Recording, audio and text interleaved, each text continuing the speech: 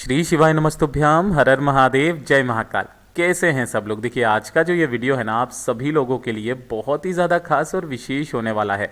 आप सभी को पता है कल से पोष महीने की शुरुआत हो रही है। कल है पोष महीने की प्रतिपदा तिथि।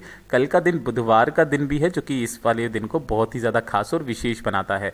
अगर आपके घर में धन को लेकर के काफ़ी ज़्यादा समस्या आ रही है, धन नहीं आ रहा, व्यापार नहीं चल रहा है, वैभव में बढ़ोतरी नहीं हो रही है, ऐश्वर्य में कमी हो रही है, मान सम्मान में कमी हो रही है, या फिर आपके परिवार में कोई व्यक्ति है, या फिर आपके परिवार में बीमारियों ने घर बनाया हुआ है, कोई विशेष कामना मनोकामना आपकी पूरी नहीं हो रही है, घर बनाने से संबंधित या नौकरी से संबंधित ना, तो एक छोटा सा उपाय कीजिएगा। शिव, नंदी और गणेश वाला उपाय मात्र 31 हरे मूंग के दाने और एक बेलपत्र से करना है।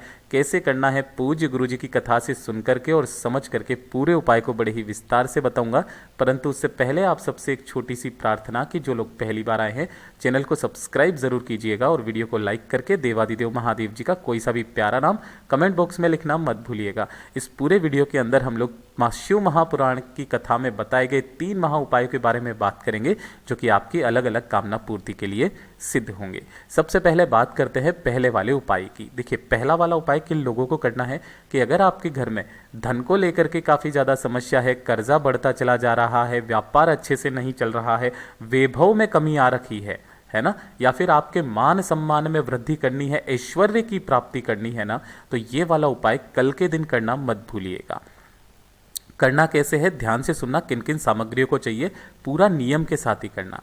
आपको सबसे पहले चाहिए होंगे हरे मूंग। कितने हरे मूंग? जैसा मैंने आपको बताया था 31 हरे मूंग के आखा दाने लेने हैं, टूटा हुआ खंडित दाना मत लेना।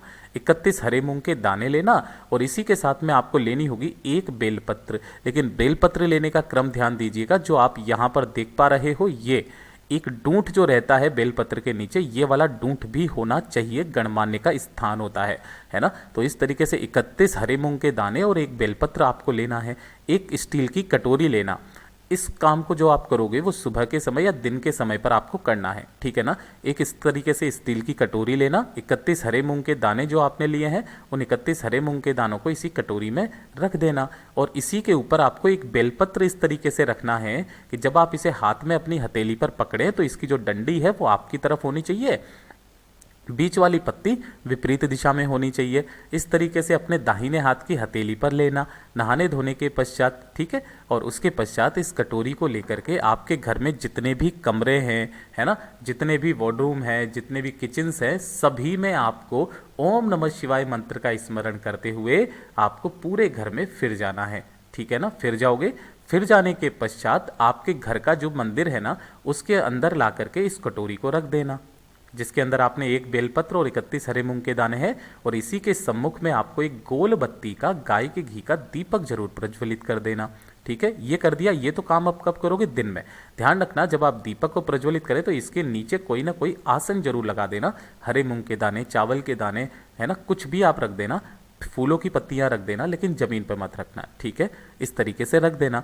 रख देने के पश्चात इसे रखे रहने देना प्रदोष काल तक। जब प्रदोष काल यानी कि शाम का समय आएगा ना, शाम के समय क्या करना है, यहाँ से ये जो कटोरी के अंदर आपने हरे मूंग और जो बेलपत्र ली है, इसी दोनों को लेकर के और साथ ही साथ एक लोटा शुद्ध जल अपने घर का लेकर के, ध्यान रखना 31 हरे मूंग, एक बेलपत्र और एक लोटा शुद्ध जल लेकर के पहुंच जाना देवादिदेव महादेव जी के मंदिर शिवलिंग के पास में।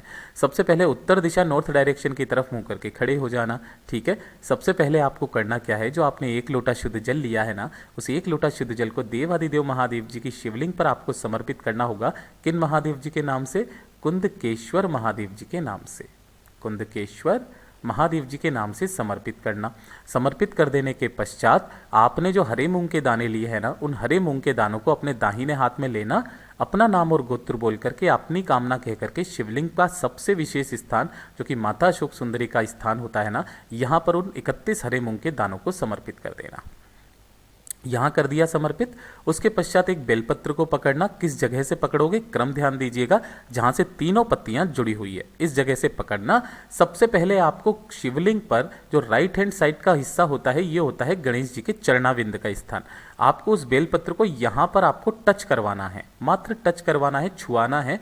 यहाँ से छुआने के पश्चात नंदी भगवान के मस्तक से आपको इस तरीके से टच करवाना है और अपनी कामना कह करके नाम और गोत्र बोल करके इसी बेलपत्र को अंत में शिवलिंग पर ऐसे समर्पित करना कि इसकी डंडी रहेगी जलाधारी की तरफ, बीच वाली पत्ती रहेगी आपकी तरफ। अपना दाहिना हाथ यहाँ पर रखना और अपनी कामना कह करके बाबा से विनती करके चले आ जाना। पूज्य गुरुजी ने कहा है कि पोष के महीने की शुरुआत में और पोष के महीने के अंत में इस वाले उपाय को जो व्यक्ति कर लेता है ना, इसी महीने में उसकी कामना पूरी जरूर होती है। घर में धन, वैभव, संपदा की वृद्धि होती है, मान सम्मान में वृद्धि होती है। पूज्य गुरु जी का बहुत अद्भुत और अचूक उपाय है, जरूर कीजिएगा। अब बात कर लेते हैं दूसरे वाले उपाय की। देखिए, दूसरा वाला उपाय किन लोगों को करना है, ध्यान से सुनना, समझने की कोशिश करना कि अगर आपके घर में कोई व्यक्ति है जो काफी ज्यादा बीमार रहता है या फिर उसकी बीमारी खत्म होने का नाम नहीं ले रही है, दूसरा आप चाहते हैं आपके शरीर में कभी कोई बड़ी बीमारी प्रवेश ना करे ना, तो ये वाला उपाय सिर्फ और सिर्फ बुधवार के दिन किया जाता है। ये चीज ध्यान रखना। प्रतिपदा तिथि भी है, कल के दिन इस उपाय को जरूर कीजिएगा। बड़ी से बड़ी बीमारियां खत्म हो जाती है। इसके लिए आपको चाहिए होंगी 7 बेलपत्र की डंडियां। ध्यान रखना, बेलपत्र इस उपाय में नहीं चाहिए। नीचे की ये जो डंडी होती है जो मैंने गोले में बनाया है ना, ये डंडियां आपको 7 चाहिए। ठीक है, 7 डंडियां लेना और इसी के साथ में थोड़ा सा चाहिए होगा आपको शहद। शहद कितना चाहिए, मात्र 2 चम्मच आपको शहद ले लेना है, एक अलग से एक कटोरी के अंदर। इस तरीके से कटोरी में शहद ले लेना। ठीक है, ये दोनों चीजें और साथ ही साथ 1 लोटा शुद्ध जल अपने घर का लेकर के, 1 लोटा शुद्ध जल लेकर के पहुंच जाना देव आदिदेव महादेव जी के मंदिर शिवलिंग के पास। सुबह जाना चाहो सुबह चले जाओ, शाम को जाना चाहो शाम को चले जाओ, कोई दिक्कत नहीं है।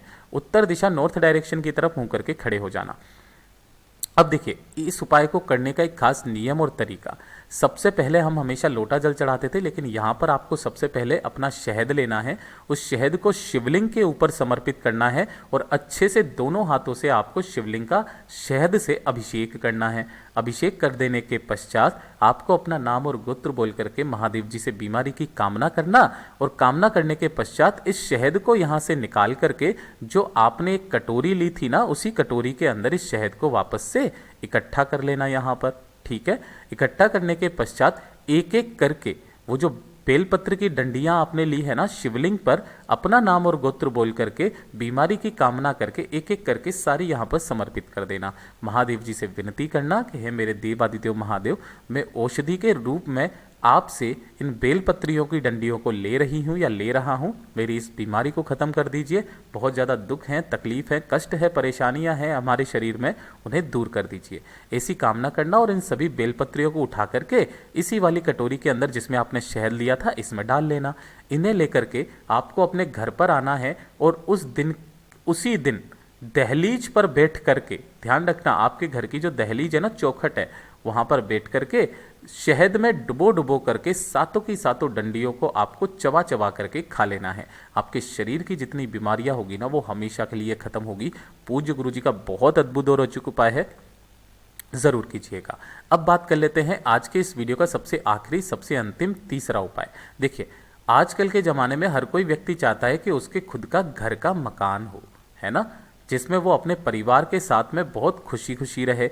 तो घर के मकान में बनाने में काफ़ी सारी समस्या, दिक्कत आ जाती है। कभी पैसा नहीं होता है, कभी क्या, बहुत सारी परेशानियां आती है। तो पूज्य गुरु जी ने कहा है कि या तो इस वाले उपाय को हर बुधवार के दिन करना स्टार्ट कर दो या फिर हर चतुर्थी के दिन करना स्टार्ट कर दो, जैसा भी आपको सूटेबल लगे उस तरीके से। आपको करना क्या है, गणेश जी के मंदिर में मोदक का भोग लगाना है और अपने घर के मकान की कामना करने के लिए आपको श्री महागणेश पंचरत्नम श्रोत का पाठ करना है। यहाँ पर मैंने सिर्फ आपको एक श्लोक बताया है, आप डाउनलोड करके इस श्री महागणेश पंचरत्नम श्रोत का पाठ जो व्यक्ति हर चतुर्थी या बुधवार के दिन करता है ना, बहुत ही जल्दी मेरे बाबा उसके घर पाने की कामना को पूरा जरूर करते हैं। साथ ही साथ इसके अलावा एक पूज्य गुरुजी ने उपाय बताया है अपनी किसी भी विशेष मनोकामना के लिए कि अगर आपकी कोई कामना पूरी नहीं हो रही है तो बुधवार के दिन एक काम कीजिएगा, इस तरीके से एक बिल्कुल नया दीपक लेना जिसके अंदर अभी तक कोई सी भी बाती ना लगाई गई हो, नया दीपक, और एक लड्डू ले लेना,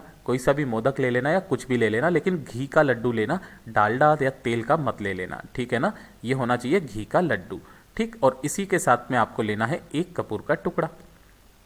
आपको क्या करना है, गणेश जी के मंदिर में जाकर के अपनी कामना कह करके इस दीपक के अंदर उस लड्डू को रखना है। उस लड्डू के ऊपर उस कपूर के टुकड़े को रख करके अग्नि प्रज्वलित कर देनी है। अग्नि प्रज्वलित करके अपना नाम और गोत्र बोल करके श्री महागणेश पंचरत्नम श्रोत का आपको पाठ करना है और वापस घर के तरफ चले आ जाना है। पूज्य गुरुजी ने कहा है बहुत ही जल्दी आपकी कामना इस वाले उपाय से पूरी होती है। साथ ही साथ आपके जीवन में आ रहे जितने भी विघ्न हैं उन विघ्नों को हरने वाले सिर्फ विघ्नहारी जो हैं वो है श्री महागणेश जी। ठीक है, तो उनका लिए आपको ये वंदना जरूर करनी है। पूज्य गुरुजी ने जैसा अपनी कथाओं में बताया वैसा आसान भाषा में आपको बताने का संपूर्ण प्रयास किया। वीडियो पसंद आया हो तो लाइक जरूर करना, साथ ही साथ चैनल को सब्सक्राइब जरूर कीजिएगा। मैं आपसे मिलता हूँ अगली वीडियो में, तब तक के लिए ओम नमः शिवाय, जय महाकाल।